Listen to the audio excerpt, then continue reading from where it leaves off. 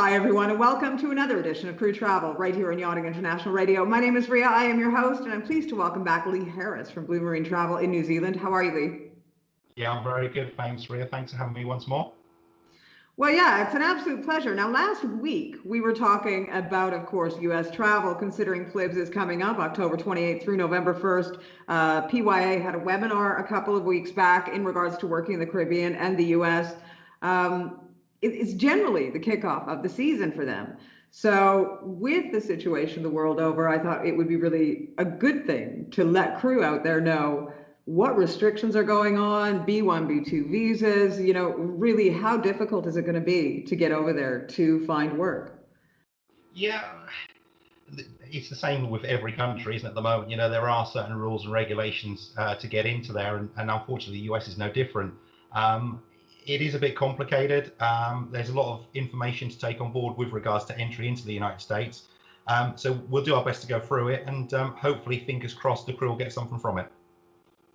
Yeah, well, I mean, there's stuff coming, especially when you're on social media. You see a lot of things that are coming across and people are asking questions. And I mean, first off, the wrong place to go for this kind of information is generally social media. I would always advise going to the experts to find out the information you need, because the last thing you want to do is get on a plane anywhere in Europe and rock up in the United States and be denied entry, because that could possibly happen.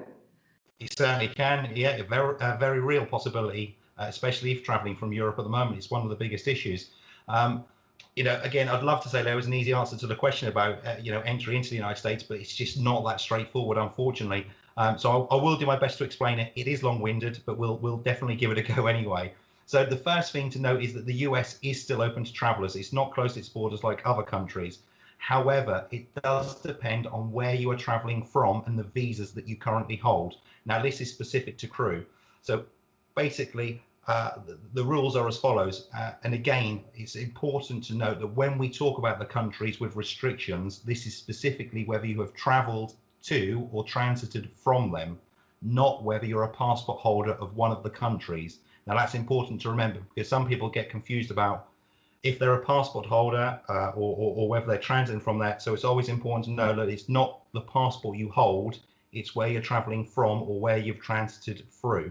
Okay, so the US has banned entry into the country from anyone departing from or transiting any of the following countries in the previous 14 days to arrival in the United States. So the countries are the 26 countries that make up the Schengen zone: Brazil, China, Iran, the Republic of Ireland, and the United Kingdom. However, although we're saying that they've banned entry from them, there are exceptions to the rule, especially with regards to crew. So any crew traveling into the USA who hold a B1, B2 or a C1D visa can enter in even if they've been in or transited the aforementioned countries. Okay, so if you do not hold a B1, B2 or a C1D, you will be denied entry. You can't. So as a crew member who is going to the USA to work, they do have to have a B1, B2 or a C1D visa to be allowed entry into the country if they've been in one of the 30 countries that we previously mentioned. Now, I'm going to muddy the waters slightly. There's always an add-on. There is. Okay, so B1, B2 visas, they're allowed to enter the country if that's their final destination. So if they're going to work in Miami or Fort Lauderdale, that's fine. They can go in there with the B1, B2. However, if they are only transiting the USA to a third country, so for an example, we have a lot of crew who are working in French Polynesia. Now, the easiest route to do that would be from London to Los Angeles, then Los Angeles to French Polynesia. Now, B1, B2 visas holders wouldn't be able to do that because the US isn't the final destination. That's where the waters get muddied slightly. So if your final destination is the USA, you're good to go. If you're only transiting the USA, then you can't go. That's the crazy situation that we've got with the USA at the moment. That doesn't make any sense, because you're not sticking around. You're actually just going from one plane to another to get to your destination. Anyway, yeah. Exactly right. This is the conversation I've had so many times, and I can't grasp it. I can't get my head around it. They're happy to let crew in to the country and go about their business and do what they're doing, but anybody who's going to be actually only at the airport from one flight to another, they're not going to let them in.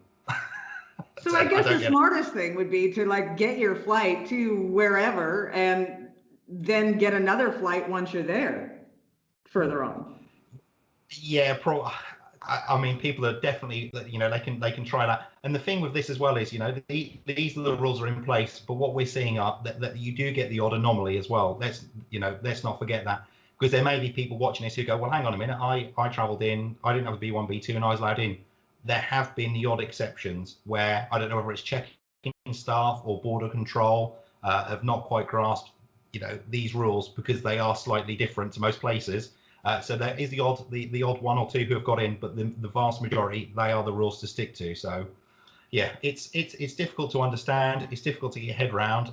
So any travel to the US, I would definitely advise a marine ticket, just in case there are any issues, and definitely speak to a marine crew travel provider, because they will have the information that you need.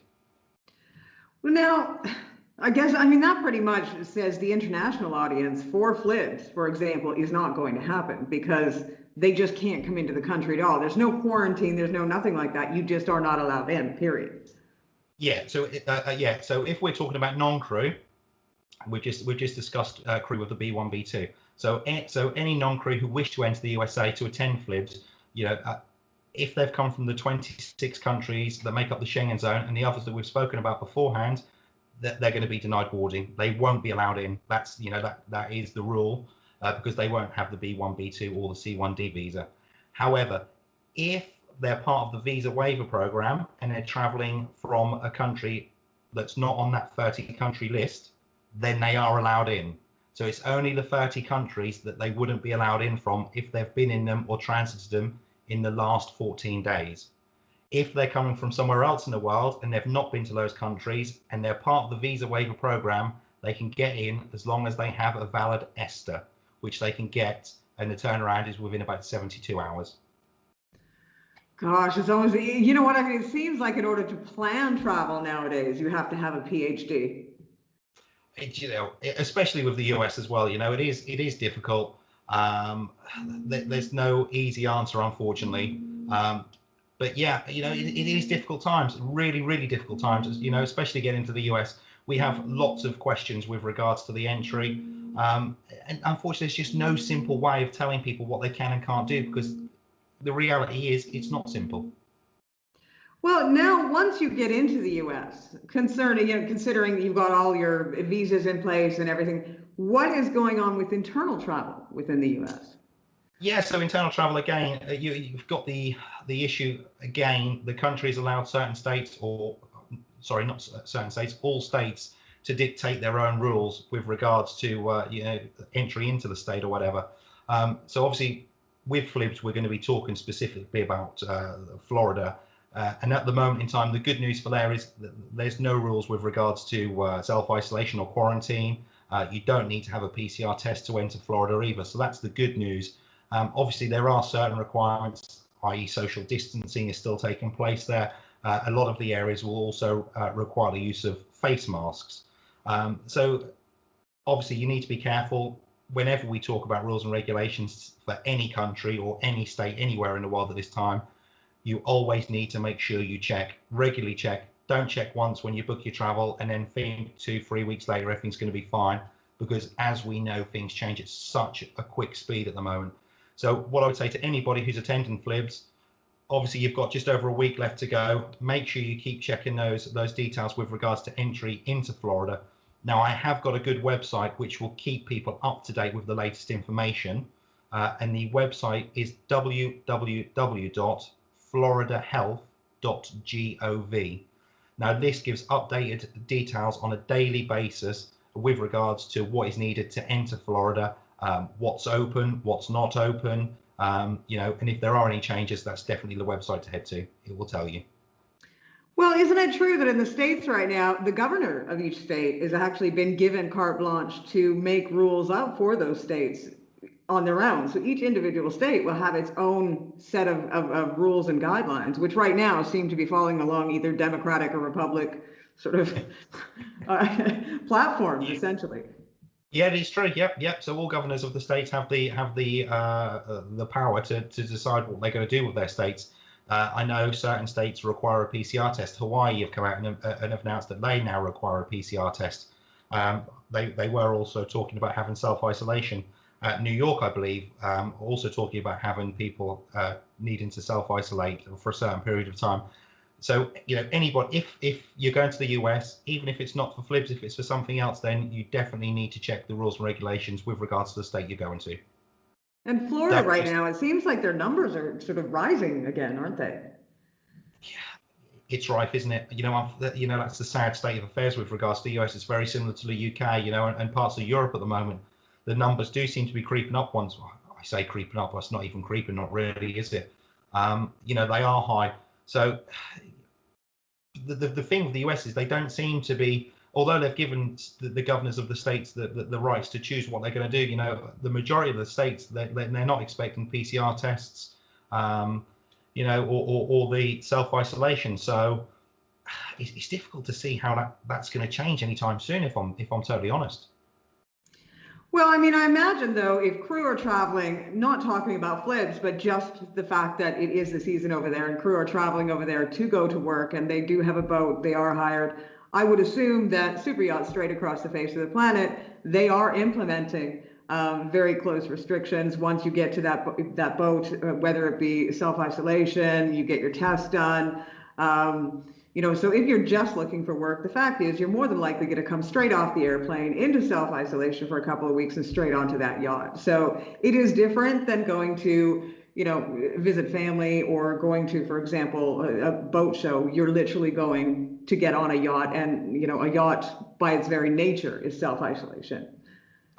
Exactly right. Yeah, I would imagine, like you say, they're very strict with regards to the rules and regulations with regards to the crew getting on board.